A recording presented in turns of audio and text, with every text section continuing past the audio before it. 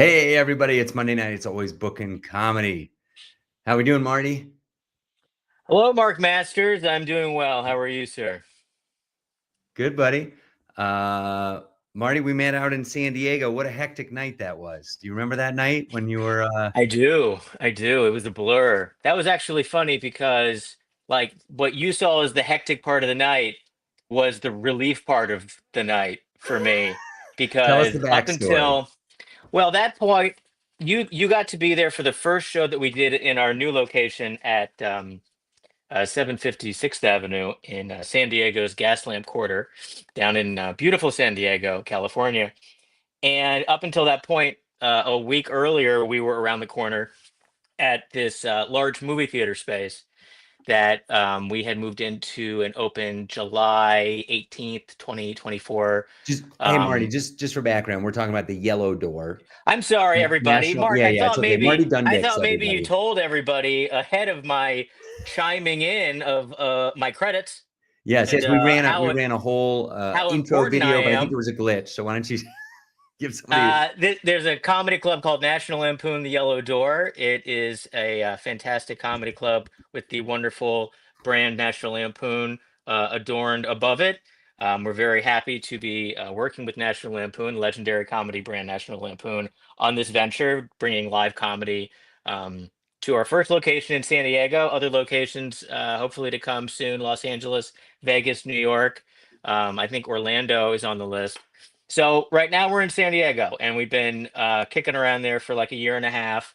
And we were in another location in this movie theater. We got this movie theater space that we moved into, and we launched there, and it's very big, vaultish, How many seats? cavernous, if you will. How many seats? Um, Supposedly we could fit, according to the fire department, 247, I think. Okay. Did we get that many in there? We got like 220 in there once, but it was the Okay. most uncomfortable show you could possibly imagine. Like it was people on top of people, but that was a very interesting show. I'm going to jump around, but that show was called the Ryan Meetup. There was a group called Ryan Meetup Group, and these guys just organize events where they're all named Ryan, and they get together internationally, and they have these massive events where everyone's named Ryan, and they just get together and they say, "Hi, my name's Ryan. Hi, my name's Ryan." They're nuts. They're really funny guys. And our booker, Ryan Archuleta in San Diego, wanted to do this show, and he told us about it, and we're all like, "Dude, what are you talking about? This sounds bonkers. No one's gonna come. Who cares?" So He the did an obvious entire question was, could you only book comics named Ryan? Yeah. Oh yeah. We did a comedy weekend. We did a Ryan game show but the guys that came in, we were like, we said yes to him, and then we had no idea what to expect. These guys rolled in, and the guys doing their production, they do production for like American Idol, but they're named Ryan. Like the guys that run this stuff are legitimate. Like they are major market guys running major TV live events. So they came in with these huge crates, and they had like the lighting and the sparklers and the things exploding off the stage. It was remarkable. It was amazing. We had this big screen above the stage that you could project stuff on, and it was packed. That was the most people we ever had in the theater, was for the Ryan. Everybody in that theater at that 200 plus, they were all named Ryan, men and women. We had female Ryans, and they were just packed like sardines because they didn't care. But that's the most we ever got in that theater. And Can I then ask a question? Who was the best yes. Ryan comedian that night? Ooh, Do you that's a tough remember? one, Mark Masters. I would say definitely Ryan was the best. Okay, maybe the There was, third Ryan. there is a guy, I can't remember his last name, and he won because they voted. They had funniest Oh, Ryan, and okay. they actually had them vote, and they got an award. But they were all named Ryan. There were some legit LA comics that came down that were named Ryan. And they did. I mean, it was massive. And then they just did something in New York in December that made the news. And this guy, I guess he's the host of like maybe not selling Sunset, but selling like One of these real Manhattan, estate one of these shows. Manhattan, like flipping Manhattan or whatever. And his name is Ryan, and he did some crazy premiere for his show in Manhattan, and he just did a Ryan meetup event, and it was like they clogged the subways, they clogged the R train with just Ryans in Manhattan, and it was fun. So it was a really fun thing to do at Yellow Door in January. That was late January last year, and then we were there.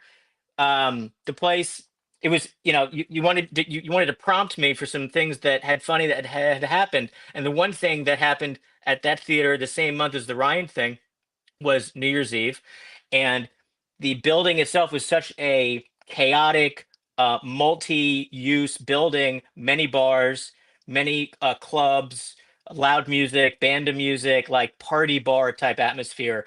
And it was open air. We shared bathrooms, we shared hallways and elevators. So it was like we didn't really have our own space except for our theater. We had a door for the showroom, but our bar was in the common area kind of. So New Year's Eve that year, we had Craig Shoemaker doing two shows, and it was great. It was isolated in the theater, but the rest of the building was just an absolute madhouse, like insane lines to get in, wall to wall people. We were prepared for the mob, but like nothing can really prepare you for the amount of people that can be there on New Year's Eve. So our bar was jam packed, and in Sandy, and this is around the holidays, so we still have all the stupid Christmas decorations that we had done. And so we went over the top. We did very much. They wanted for the Lampoon guys really wanted to do like a Christmas Vacation, Hmm. disgusting amount of holiday decorations, which we Okay. did. They were everywhere. We had lights everywhere. It was just obnoxious. I hated it.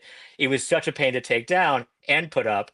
So, but the thing about doing a big party anytime in a major, probably a major city, but definitely San Diego, is on Halloween, on New Year's Eve, on any place that's going to be packed like that, you're going to have a chaotic place, and then all of a sudden, you're going to have all of these fire marshals enter your building Oh, with clipboards, and they're going to do a surprise inspection to see what they can bust you on in the next like hour, and then they'll say, "You have 45 minutes to fix this stuff, and we're going to come back. And if you don't have this fixed, we're going to shut you down." And that apparently that's what they do. I was new in the space. I didn't know anything about it. where So are you from? You're not. Did you grow up in San Diego? no, I'm from East Coast. I'm from Maryland, Okay. and I had just spent 22 years in New York City. I was in Brooklyn. I lived and worked in Brooklyn my whole adult life, and then when we were gonna launch this comedy club, I went out to California to do that. Okay. So I'm very new to San Diego. Okay. I'm not familiar with the nightlife in San Diego, the Gaslamp area in San Diego. So it was just one of those chaotic things where you're at a club, you're having a nice comedy show, trying to keep Mr. Craig Shoemaker happy. Nice audience, nice New Year's Eve. You gotta, you try to be as calm and collected as you possibly can, and then you close the door to be like, everything's fine, and then you're over here and everyone's screaming at you, and I was wearing like a tuxedo. I looked very disheveled because I was carrying garbage out of hallways and moving things down and throwing things into dumpsters and ripping down all of these disgusting Christmas decorations that were, everything's a fire hazard. Everything's a fire Yeah, you hazard. can't So attach it to the everything was a wall. fire hazard. We had to throw everything away, and then they came back, and we were fine. But then they closed the roof because it's separate business, but they closed the roof because they had too many people up there. So all the people stayed on our floor, and they weren't allowed to go upstairs, but they had paid for all you can drink tickets for New Year's Eve. Ah, So they expected us to honor their all you can drink tickets for New Year's Eve.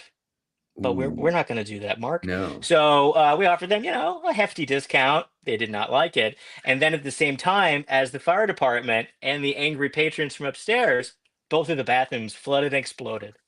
Oh, jeez. So we didn't have any bathrooms, and we had all this water coming out. So it was an interesting New Year's Eve. This feels like National Lampoon setting you up, and they have spy cameras Yes. everywhere, and it's going to be like a reality National Lampoon's Yeah. comedy club vacation movie. I a lot of times I felt like, am I on a show? Like, is this a show right now? Is this National Lampoon's The Yellow Door, and we're just screwing with this poor sap, and That's and and someone's gonna be incredible. like, I hope just you're taking kidding. notes, and we'll write a book someday. Oh yeah, there's gonna be a great show. So that theater, the crazy businesses got a little chaotic, and that building lost all of their liquor license, and they got shut down by all kinds of different departments in San Diego. And before that happened, we moved out because of the chaotic building situation, and we found a new location around the corner, and that is the place where when when we packed it up, we had 5 days till the next show, and it was a good show, right? It Yeah. was Bryson Banks, Yeah, yeah. I and got it he there sold about he sold 45 great minutes tickets. early, and people were still drilling things into walls. So we had this huge theater. We had all this stuff. We had the big, the yellow door and the signs and all the seats and the tables and shit. And we had 5 days to take this gigantic movie theater size thing, cut it down, pack it up, move it down the street, reinstall it in this space that is now it's 90 seats tight Okay. with a 6'7" ceiling, Which is right? awesome, by the way, Which is for great. comedy. But we went from a Yeah. movie theater, Yeah. and then we had this huge thing. Then we go to this thing, and it still works. The backdrop still works. The door still looks good. It's gorgeous. It's beautiful. I love it. It's a great little club, and the room's more electric. The laughs are better. All the shows have been better since we moved to the new space. So it's so nice that you got to experience that first show, because that first show was so exciting, Yeah. because the work that went into just that moment, like you saw it. Like we were drilling and like still arranging the seats and still like cleaning, because we had just like dragged it down the street, and we just made it. Like the audience that night was great. The show was great. The comics were all so funny. And you luckily had a pro camera, and you Hmm. took beautiful photos, because I haven't got a new set of photos of the new space. So all I have is the stuff that you gave me, which was awesome. Great. It's Use so it. good. The photos, Run with it. the Yeah. photos you took that night were so good, and the comics all did so well, and the audience was so wonderful, and they were laughing and they were photogenic. The photos you got of the audience look so great. So it's definitely helping us get the word out about the new space. And yeah, you got to come back down. I'd love to. I love San Diego. It's a great place. Let's talk about Brooklyn a little bit. Like, tell me, Okay. like, I didn't know National. I mean, I guess it, fill me in on what you did for National Lampoon. Like, obviously, the movies are big. I don't know if they're like When I was at licensed National or. Lampoon, I was at National Lampoon for like 13 years, mostly doing. I got a job there. I was in New York City. I went to Syracuse for college, and then I was an illustration major. So I was a painter and a drawer, and I worked for newspapers and magazines doing humor illustration. So I got to. I'm actually in my. I'm in my parents' basement right now, because I was here for the holidays, and I'm flying back to Los Angeles tomorrow. So I'm Okay, literally in my parents' basement, and this is a self portrait that I did when I was in college, and that's that's great. not the most flattering Is face. that I watercolor? What is that? this Marker? is this is gouache. It is a watery type. It's a water based paint called gouache. Okay. Um, but that was like, and that was a self portrait I had to do for a class, and I actually turned that into a branded sticker that I put on like all of my stuff, and I put that on the top of my cap and gown in college, so my parents could see me from in the auditorium Ooh, at yeah. Syracuse. So I went to New York, and I worked for newspapers and magazines doing painting and stuff. And I remember I worked at Letterman. So I got a job at Letterman because I was waiting for a meeting at Mad Magazine on 53rd and Broadway. And I was sitting on like a fire hydrant waiting for my meeting. And it was at the Ed Sullivan Theater. It was where I was waiting. And across the street was the Mad Magazine. And somebody asked me if I wanted tickets to see Letterman that night. And I was Wait, like, look at I this would love to comment, see. Marty, from the internet, from North Carolina. I saw that portrait at Sotheby's going for a couple million. I love it. Just yeah, email me. I'll make you. You can You can have definitely. it for I a can couple make a. 100,000. We Real can make a discount. deal. We can make a deal. Just yeah, some KFC coupons might get you that portrait. So I ended up working at Letterman because they asked me if I wanted tickets. I said I couldn't go to the show that night. But what is this job you're doing? And she was like an audience recruiter, and it was just you walked around, you saw people that maybe would be excited to be at the show, and then you give them tickets to the show. You give them you see if they're fans. You give them like a trivia test. If they pass, they get two free tickets. And I was like, If they fail, they also get 2 free tickets, is the secret. I want this job, right? This is an easy job. I can handle that job. So I got an interview for that job, and I got a job there, and I worked there for like 4 years. And then I met a Cool. bunch of comedy people in New York, and then one of them left and worked at National Lampoon around the corner, and Liba. And then they needed someone who was a graphic design type creative person. who was funny, and she's like, "Hey, we have a job opening." So I went over there and I got a job there. So I worked there from like '04 until like 2017. And this is the magazine, right? It's a magazine, but by that time it became a website. It became a kind of a multimedia business. They had a TV network at that time called National Lampoon Network, and it was a college comedy network that was on, I think, like 600 colleges across the United States. Cool. So they would send programming, kind of like MTVU. I don't know if you remember MTVU back in the day, but they had that. They had like ESPNU, and so we would make TV shows. We'd make a block of programming, and then colleges would say, "Yeah, we'll run this on our college TV network 4 hours a day or 8 hours a day or whatever," and then we would sell advertising against that programming, and then we make money. They get free programming. It mostly was like college shows. So there was like a show called College Town USA. There was a video game show. Like they were way ahead of the curve with a lot of this like reality stuff. Like it was like travel shows, cooking shows. So I did a lot of the graphic design, on air, off air, creative for TV programs So, out of the New York office. so do you use those Letterman skills now that you run a comedy club? Are Yeah, you this was like the worst thing ever, Mark. It was like I did all this work to build this wonderful career, and then I end up on the street of San Diego being like, tickets to a comedy show, free tickets tonight, please come to my comedy show, and audience like recruiter? yeah, I was, and I'd be like I did. I banging it mean, out. Marty, I run 75 shows a year and two festivals. Let me tell you, I'm out there barking. I am trying to get Yeah, butts and seats. and you try to teach other people like how to convince people without being like scary on the street. Like Right. you have to act like you don't want it too bad. Like you have something that they Yeah. want. Be like, Yeah. hey, I got a great show. You Yeah. don't want it? I was Okay, just in New you don't York need. City and the Times Square, you got all the people barking, and I felt so.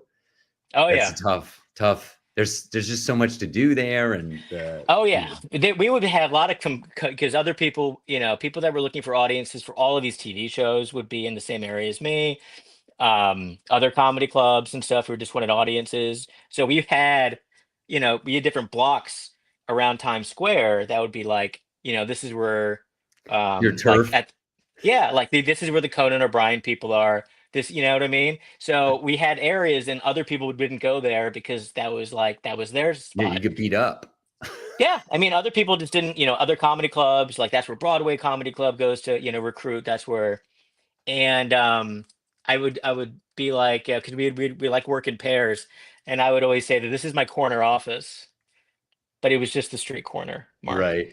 That's great. These are my coworkers, and it would be like they were like these. There's like this. There's a homeless newspaper. I don't know if it still exists in New York, and these guys would be selling this homeless newspaper. It was like a real newspaper that it Yeah, I've was a seen way them for them in to make different money. cities. Yeah. So they were just, and they'd be selling the homeless newspapers. So it was like me and the homeless guys were like competing for I clients. remember the first time I saw one of those guys accept a credit card because you always would just say, "Oh, I don't have any cash, sorry," and then it was like, We "Well, I take got you tap. now, sucker."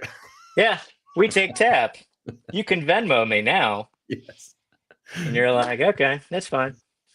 Oh So yeah, man. so I ended up doing that for a long time, and I ended up we did the magazine website and publishing a lot of great comedy, great humor, cartoons, and then the company was sold, and I didn't have anything to do with myself for a bit, so I started my own company called Humorous Media, and I did pretty much the same thing. I did humor publishing. I had some podcasts, and I was doing some live show production in New York City, and I published books. So there's a magazine called Weekly Humorist, which you can go to, weeklyhumorist.com, and that has daily humor and cartoons, a lot of New Yorker people, a lot of old Mad Magazine people, and McSweeney's writers. Oh, I Um, loved Mix. Is McSweeney still around? mhm. Yeah, Oh yeah, I love McSweeney's. I haven't read it in oh a yeah. couple years. I should go check it out. Oh, it's very good. It's like that's how and I still publish the Weekly Humorist, and that's how I find out what's happening in the news. Is it's the stuff you get that's making fun of the news, Yeah. are the articles that I get or the cartoons that I get. So I'll get something and it'll be, a topic that I'm not familiar with, and I'm like, oh, like what did I miss? Like what happened? Why is everyone making this joke all of a sudden? And then I'll look it up and I'll get filled in because Yeah. the kids are a little bit quicker with what's happening. That's So like I'll me going find to an out. open mic. Yeah, I learn new words. I learn yeah, all the trends. yeah. I'm too old now. All right, we got a question now. Basically, what are some of the positive benefits of barking, if there are any? Um, I don't know if there are any. I think you have to be really a people person. You have to care about communicating, and you can't just like, I feel like with barking, the secret of barking is, and this is what someone at Letterman taught me when they trained me. Someone's walking by, and you don't want to talk right at them. You don't want to talk to them right in the face. You want to say something as they're walking by, and it lands in their ear. As they're walking by, it lands in their Mm, ear. They walk another 5 steps, and then they talk to maybe their partner, or they think to themselves, and then they turn around, and then they come back to you. And that's that's when the you way got you him. bark. That's how Yeah. you bring them in. It's not, I'm going to get in front of you and I'm going to stop you and I'm going to say, you have to listen to me, because that doesn't work. You have to say something as they walk by. You say, hey, I got free tickets to an 8 o'clock show, so and so from so and so and so and so. I got Netflix. We got Comedy Central tonight, 8 o'clock, full bar, happy hour, That full menu.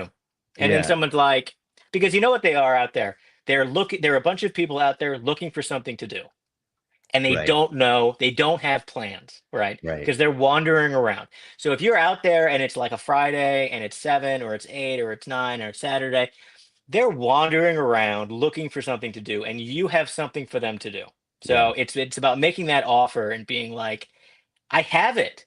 I That is have the thing you're looking for. It's right inside. You're going to have a great time. Because with comedy, as long as it's a good show, you're yeah. selling happiness. You're Yeah. selling The a good dopamine time. hit of laughter. Yeah. Yeah. You're giving people something to sit and laugh at for 90 minutes. They get to forget about their problems. They get to Mhm. just relax and laugh, and they get that it's like it's chemistry, right? Yeah. So Yeah. it'll There's a make lot you of happy. science. I have a corporate talk that I give about the health benefits of laughter. It increases your white blood cell count. It reduces your blood pressure. There's all kinds of benefits to laughing. That's really good advice about the barking, which I Hmm. will use in the future to kind of like let them go by. And if they swivel, then you got them hooked. Yeah. Yeah, yeah. Don't be pushy, Hmm. but be like steady. Don't seem Yep. too eager or desperate. Hmm. Um, you can always see if there's a couple, they'll stop, they'll talk, and Yeah. then they'll turn around. Yeah. Or like one person will want to go, and the other person's like, I don't really want to go. I don't want to So go because if I sit, they're gonna make fun of me. They're gonna yeah. make fun of me, Mark. And they might. But I always say they're absolutely not gonna make fun of you. I swear. No one's gonna say anything to you. They're gonna have a great time. And then I'll put them right in the front row. I'll be like, because seating. Because I end up going in there and I'm seating. Hmm. You need to seat the front. So many Yeah. clubs or people, they let them sit wherever, or you gotta seat the front, because if the front's not full, the show's not going to be good. Right. So you need those people in the front. They're very important. Yeah. So from the You- TV side I'm always, I need, I've got 2 seats that I've been saving for you guys, and I've been looking for the right people for them, and you guys are just attractive enough that I need you up here. And they're like, right. oh, that's so nice. Oh, we feel. And they like it usually. There's always a couple of people where I'll try to get them to sit down, and they're just like, no, Yeah. You know what no. I tell them? Here, you can have this one.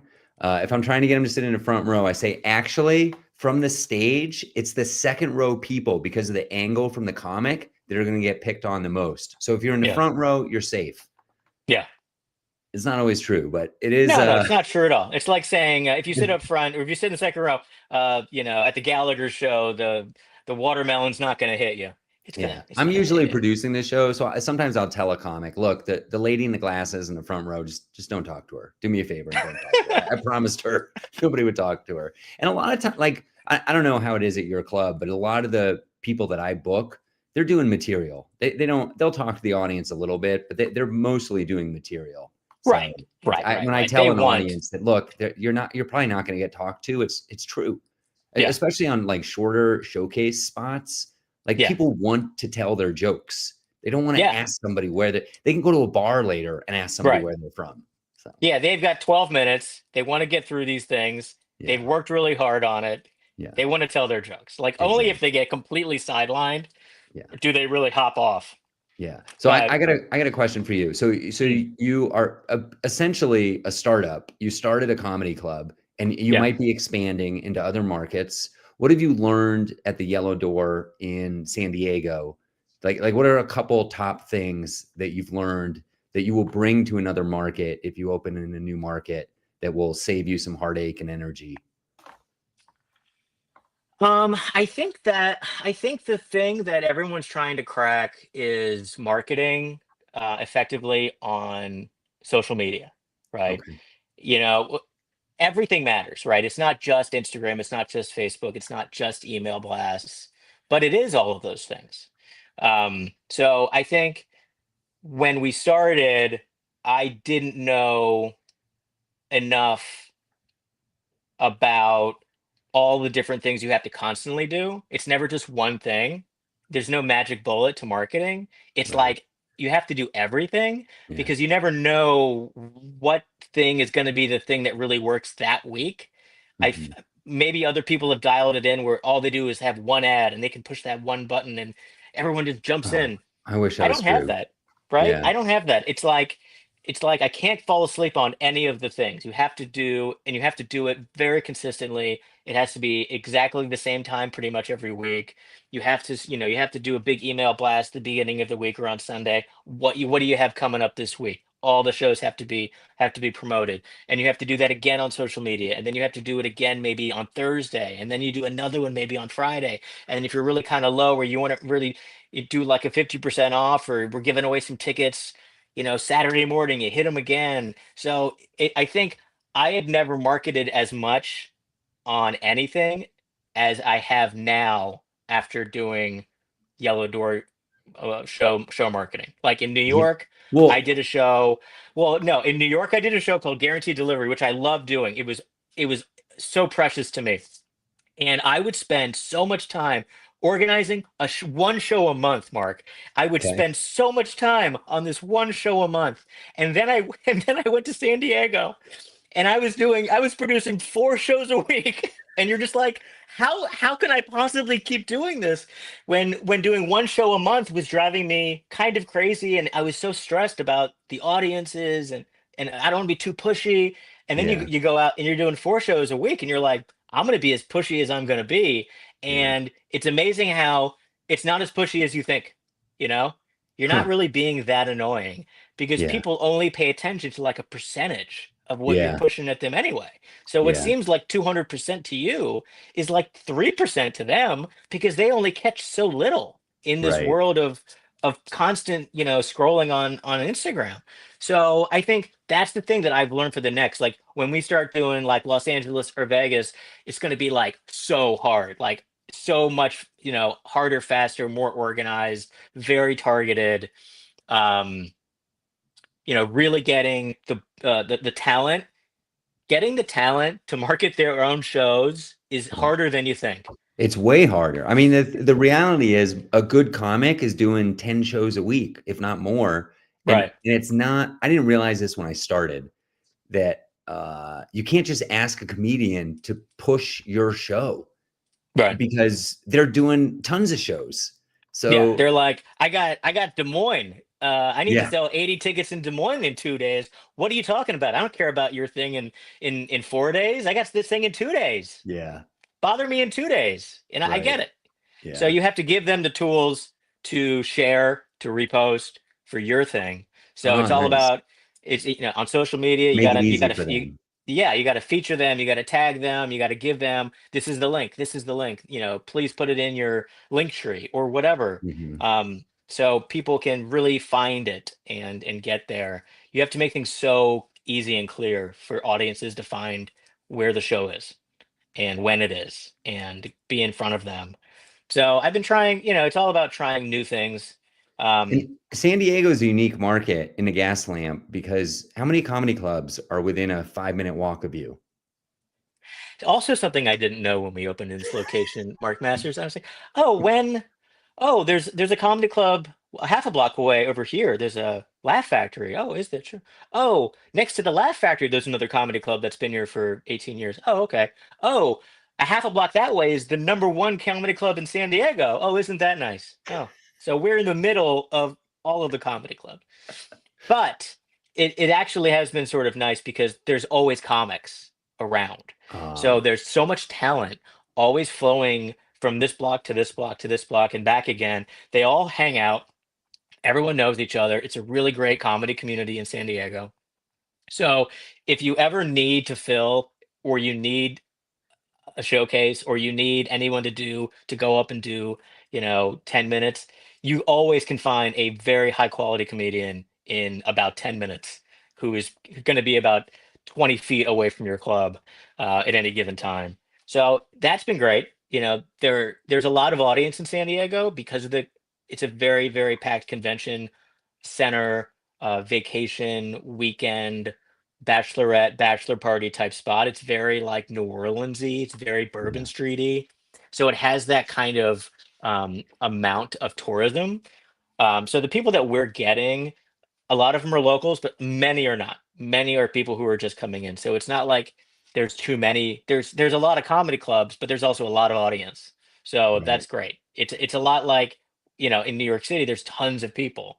Yeah, In San Diego, there's tons of people to get yeah, into your audiences. So you can always bark people in on a weekend. If the weather's nice. We had some rain recently, but the weather's typically always nice. It's always yeah. easy to get people from outside. So that's great. That's Other amazing. cities I'm not sure about. Like Vegas, I'm hoping is going to be a place where there is going to be a lot of just people wandering around. Los Yeah, Angeles is not going to be like that. So we're not going to yeah, be in a situation where we can just get people, shovel them into your club. No. So we're going to have to be able to be very mindful about selling tickets ahead of time in certain places. Like I think Vegas, we're going to have to sell tickets ahead of time. We're going to have to be in the hotels. Something that we need to do more of in San Diego is being in the hotels, being in the convention center, okay, working and getting a lot of like flyers and leave behinds that they have mounted there, like being in the airports. Something right, that we need to be in. We need to have these like, these brochures in the airports, right by where all like what are you going to do in San Diego? You got to right. go to the yellow door. So that's Yeah, the kind of stuff we didn't know going in, all of those things, and now we do. yeah. Let me hit you with one last question, and we gotta wind this down. Without giving any names, tell me a crazy comic story. Like you are the manager of the comics, or you're giving them work. So it's a little different than a typical episode where I'm So talking to a something happened. comedian. I won't name any names. Okay, Something happened where somebody somebody was producing a show who was also a comedian, and the audience wasn't huge, right? Wasn't huge, okay, and but he was a comedian. And then later on, another comic went on stage, and I've seen many comics at many clubs they'll make a joke about the audience size. Oh, hmm, can't yeah, believe I got out of bed for this. But they're just making a joke. They don't they're not being mean, but they're just being a personality that they're playing on stage. yeah, and it's what they're observing in the It's moment. totally fine. Yeah, It's totally fine. So this comic makes a joke like, oh, I can't believe, and the guy that was producing the show, who's also a comic on the show, starts screaming at the comic, "Oh, you don't think there's enough people in here? Well, maybe you should have brought more people in here." Blah, blah, blah, blah, blah. I'm just like, is this guy yelling at this guy in the middle of the set? And he was. And it was just like, huh, that's interesting. That's And great. it ended up just being a story to tell, and the night didn't fall apart. It was oddly enough, it was fine. The weird thing is, Mark Masters, is so many things much worse than what I just said there have happened at this club, and we just keep rolling forward, and it just feels like you're in a television show, That's all you can Like, do can't believe that sometimes. just happened. Let's just keep going forward and never talk about that again. Can't believe that happened either, but we're going to keep moving forward and Yeah, hope it gets better. But it's um, it's just fun, It is yeah. it's working.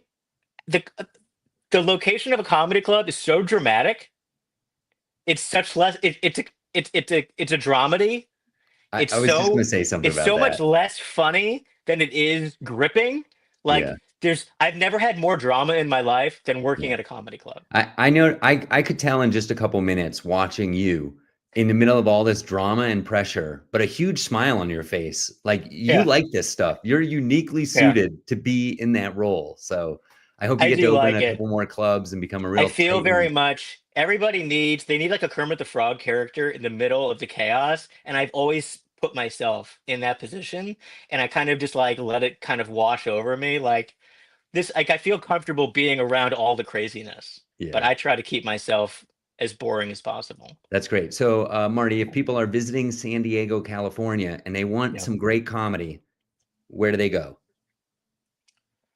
There's a lot of places to go, but I'm going to send them to my club. Okay. So they should go to National Lampoon, The Yellow Door.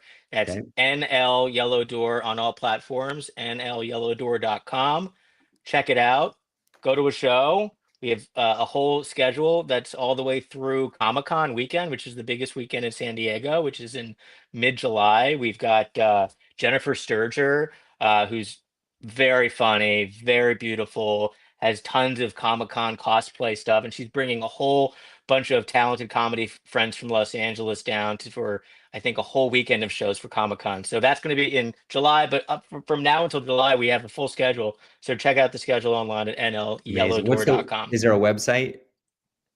nlyellowdoor.com, and And then and then you click on San Diego. So it's nlyellowdoor.com/San Diego. perfect. Marty, you're the best. Thanks a lot. Anything else you want to share before we shut this down? No, that's it. I'm excited, and I Okay, want to stick hear more around for a about second. your comedy Festival? festival, Yeah, let's comedy talk. festival. Yeah, Vail Comedy Festival, everybody. May 22nd through 24, 2026, vailcomedyfestival.com. We got the headliners on the website, except you don't know who they are. We only have the credits listed right now, but in the coming weeks, we're going to reveal them. 4 incredible headliners. It's going to be a great time. We have Mountain Fresh Comedy Festival in October. Check out vailcomedyshow.com. We got all kinds of stuff. Stick around, Marty. Everybody have a great week. Thank you so much. We'll see you next time.